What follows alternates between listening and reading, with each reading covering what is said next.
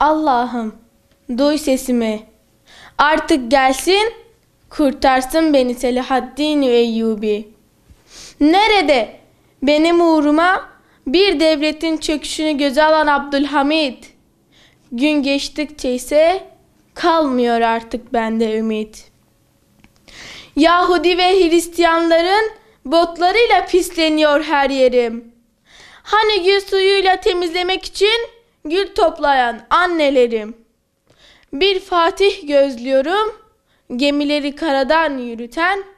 Bir Selahaddin bekliyorum, yıllarca yüzüne gülümseme girmeyen. Yakup oldum Yusuf'u beklemekle. Adem oldum Habil'e özlemekle. Ama bu aklımdan hiç çıkmaz ki. Sabırla ben de olacağım Mısır'ın azizi. Kainatın efendisi ayak basmış topraklarıma. Biliyorum kurtaracak beni ümmeti Muhammed Allah'ın yardımıyla. Artık silah ve çığlıkların sesleri yerine neşe ve çocuk sesleri kaplayacak her bir zerremde. Kudüs günün kutlu olsun. Kudüs bizim ilk kıblemizdir. Peygamberler yurdu, toprağı aziz kılınmış mübarek bir beldedir. Hazreti Ömerler, Selahaddin Eyyubiler, 2. Abdülhamitler bu kutlu belde için mücadele vermişler. Ne zaman Kudüs özgür olmuşsa ümmet özgür olmuştur.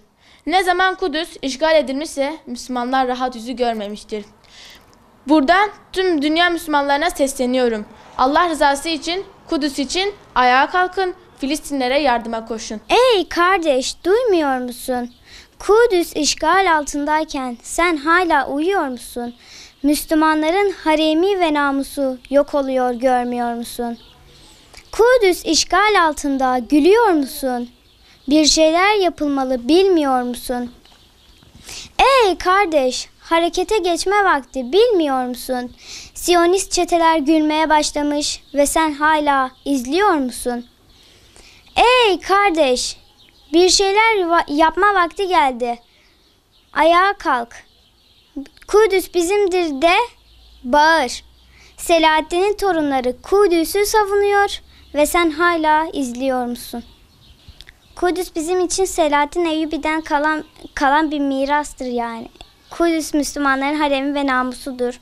Onu korumamız gerekiyor. Siyonist çetelerden onu uzak tutmamız gerekiyor. Orası bizim için çok değerli bir yer. Müslümanların ibadete devam etmeleri gerekiyor. Bunun dışında insanlar ibadeti ne kadar bırakırsa Siyonistler o kadar güçlenecek demektir. İnsanlar eğer ki ne kadar namaz kılar, oruç tutar, ibadetlerini yerine getirirse Siyonistler o kadar zayıflar. Ve Müslümanlar bu Kudüs'ü savunmak için aralarındaki bütün kavgaları unutup bir araya gelmeleri gerekiyor. Kudüs konumu itibariyle küfür ve Müslümanların orta noktasıdır. Bu nedenle iki taraf için de büyük öneme sahip olmaktadır. Kudüs, 3 semavi din olan İslam, Yahudilik ve Hristiyanlık için çok kutsal yerleri içinde barındırıyor. Kudüs, Müslümanlar için Mekke ve Medine'den sonra 3. kutsal mekandır. Bu anlamlı kıble, Mescid-i Aksa ve Miraç hadisesiyle Müslümanlar için büyük öneme sahip olmaktadır. Peygamber Efendimiz şöyle buyuruyor: Mescid-i Aksa'da kılınan namaz, Mescid-i Haram ve Mescid-i Nebevi haricindeki mescitlerde kılınan 500 namaza denktir. Rabbim en kısa sürede Kudüs'ü esaretten kurtarsın. Kudüs Müslümanlar açısından çok önemli bir yere sahiptir.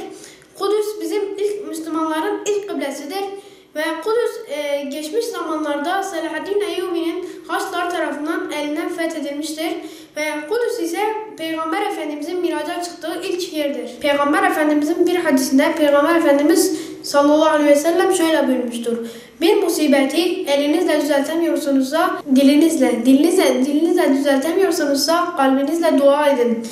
Biz de Kudüs'te hiçbir şey yapamazsak bile dua edebiliriz.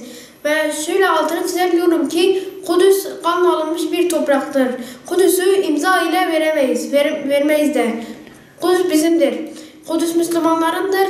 Kudüs İslam'ındır. Tel Aviv'i vura vura, İsrail'i yaka yaka, biz birleştik halka halka Kudüs sana geliyoruz. İman ile biz bilendik, Siyonist'e hep direndik, kurşuna göğüs gerdik, Kudüs sana geliyoruz.